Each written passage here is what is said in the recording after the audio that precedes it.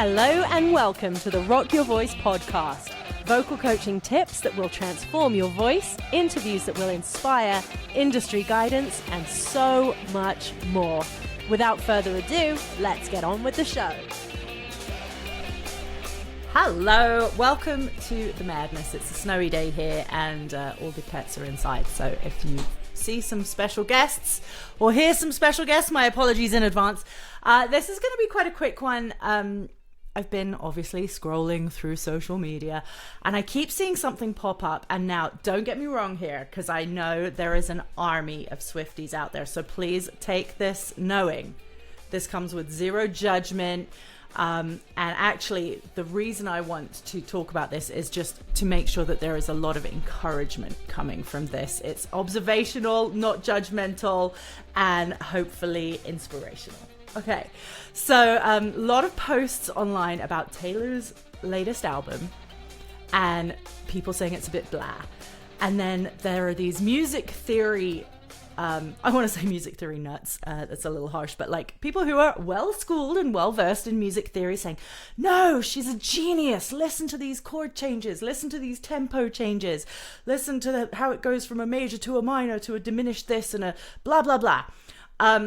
The reason I want to talk about this is because a lot of the emerging artists that I work with fear not being well versed in music theory and think, is this going to significantly hold me back as an artist? And I fear that these Taylor Swift being a genius with music theory posts are maybe enforcing that a little bit and making sort of up and coming artists or creatives think, oh no, well, maybe I'm not clever enough. Maybe I'm not doing enough of these wild and wacky chord changes that I don't understand. So my point here, and bear with me because this is quite a ridiculous story. When I would have been 18, 19, I was applying to music schools. And one of them was very highly music theory focused. Now, I did train in my Royal College of Music up to I think grade 7 until I became so bored of it. It wasn't, obviously it was very classical. And back then you didn't really have options like Berkeley, stuff like that. Obviously, I mean, growing up in London, the odds of me getting into Berkeley and flying to wherever, whatever, I digress. That wasn't an option for me. And back in London, we didn't have commercial music programs at that sort of level where you would also be learning the theory behind the commercial music styles. It wasn't a thing. YouTube wasn't happening. You know, it was not there. So back then I was auditioning and applying to music schools. And there was one that was really high theory based in the audition interview application process. So I drove several hours to this school in the middle of northern England. I think it was way up north. We drove for hours. My mum took me. It was snowing. It was really a rough drive. Got there, and in the back of my mind I was like, there is no chance I'm getting into this school. I do not have the music theory skills. I don't have what they're asking of me, but I really wanted to get into this school because they actually did have a program that lent a lot more into commercial music, which obviously was my vibe. So I go in, I meet the people, have a lovely interview, talk about music, do all the things, and then they give me the paper that I have to fill out. I can't remember the question, but it was like a 2-hour sit down thing. And there was a blank score. And I think it was something along the lines of, in the style of Bach or Rachmaninoff or someone like that, write out your interpretation of what X, Y, and Z might be. And you had to create a piece of music in the style of, and not only did you just have to it wasn't like, here's an instrument, or sing something in the style of, it's like, here's 2 hours for you to notate a piece of music that answers the question we have given you. I'm like, well, I'm here. So Emma gets out her little pencil and literally I just drew patterns on that sheet. I drew dots and I drew music that looked really pretty, and I was like, that looks like it might sound kind of cool. So at the end of it all, I handed it in, okay, there was maybe a little bit of formula to it, but but really I was looking around the room and everyone was getting right into it, and I was like, nah, no chance, this is not going to happen. So I hand it in, off we go, drive all the way back to London. I'm like, I'm so sorry, Mum, for making you come all of this way, and thank you for doing that, and never going to happen.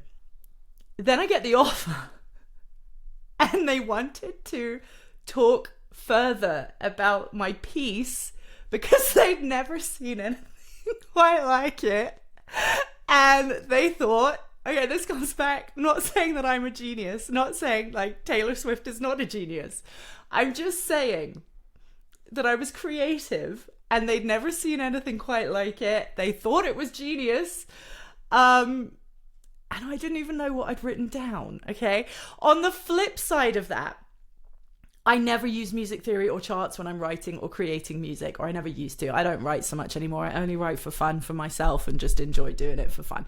However, when I used to write and when I was recording, I never wrote the charts out. I would literally sit in front of my guitarist and I'd be like, what? I don't know what this chord is. I've messed with the tuning. I've now thrown a capo on it and I don't know what this chord is.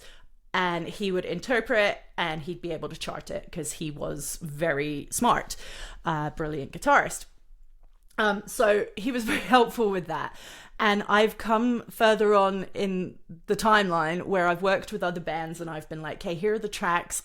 I'm really sorry. I'm like a slacking musician. I do not have the charts, should have the charts.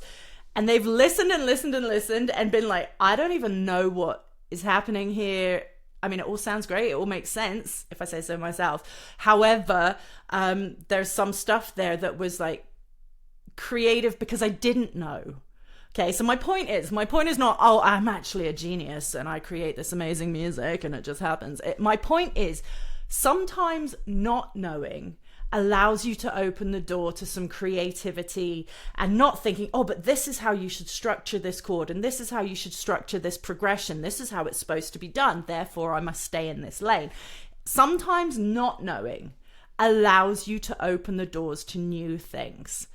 And in commercial music, opening the doors to new things is very hard. There are a few patterns that we all have to follow. There are a few sort of chord progressions that everyone follows and uses.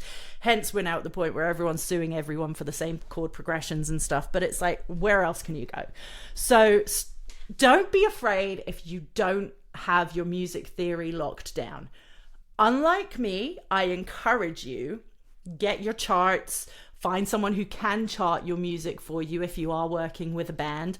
And, obviously it's great if you can learn how to do all of that yourself and learn the basics so that when you're working with a band, the chord changes, what you're calling things and how to communicate and get your ideas across. Learn the language so that your creativity can come to life. Don't learn the language so that you're putting yourself in a box and locking yourself down. Continue to be brave and creative and scribble outside the lines and make a bit of a mess with your music. Don't feel you are lesser than because you don't have grade 8 in Royal College of Music or something like that, or you don't have a degree in music. Some of the most brilliant musicians don't have any training in theory. They're just brilliant creatives. So allow the creativity without shadows of doubt, any of that stuff. So yes, the Taylor Swift thing that keeps happening, all of these music theory professionals are popping up and saying, but listen to these chord changes. This is so clever. This is so beautiful. Fair enough. It is. I don't know. And I'm interested. I would like your feedback, Swifties out there. If you do know, is she highly, highly trained in theory? Is this all intentional? Or is this just her allowing her creativity to do what it does? Is she just like, you know what? I want a time change here. I want a signature change. I want a key change. I want to throw a major where a minor should be. Is she just playing, creating, being confident, knowing essentially she can't fail? I mean, she could go full Brian Wilson and create something completely out there and people are still going to love it. Not that Brian Wilson was out there, but he had a vision. Let's best believe. So, she could do something completely different and wacky and people will still love her. But yeah, my point is, I would love to know, for those who do know, is she very highly classically trained, or is she really well trained in music theory? I know she has like the Taylor Swift Education Center and all of that, and there's all kinds of things. But is that based on her creativity and her confidence behind her creativity, or is it based on her theoretical skills? So what I would like for you, if you are not theoretically trained, if you are completely clueless when it comes to music language, just brush up on some of the basics. Know the chords that you're playing. And again, though, it comes down to like when you're writing, you don't have to know what the chords are.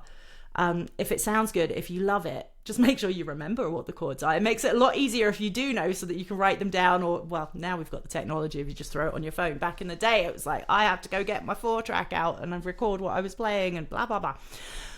Gosh, I'm old. Anyway. Nowadays, yes, phone, audio notes, all that kind of stuff, you can just record stuff, super easy to remember, but it does make life easier if you do know what the chords are, so you can write them down and then you can share it with your fellow musicians and blah, there you go, the band's playing it. But don't let that hold you back. If it sounds good, if you love it, it's great. That's all that matters. So long as you're enjoying it, don't be like, but is this right? Is this a clever chord? Is this a clever transition? Would Taylor do this?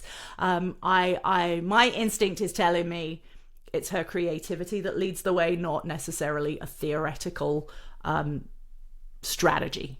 So have fun. Go create. Do not judge yourself or hold yourself back because you may have not quite as strong a theory understanding. But yeah, learn the basic lingo, learn the chords to help yourself and your band for when the band comes along, if you don't yet have a band.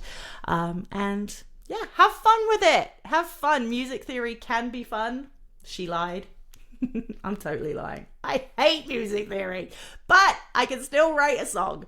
So just go have fun, go and enjoy it, and let me know. Let me know. Is Taylor a musical genius? What do we think? I'd love to know your thoughts. Is it training? Is it strategy? Is it just creativity and wonderful new things coming from her? Have a great day, and do not hold yourself back. Bye. Thank you so much for listening to today's episode. If you enjoyed it, please like, share, subscribe. It helps other listeners just like you discover the show. Also, I'd love you to follow along on social media. It's Rocket Vocal Studios. That's ROCKIT Vocal Studios.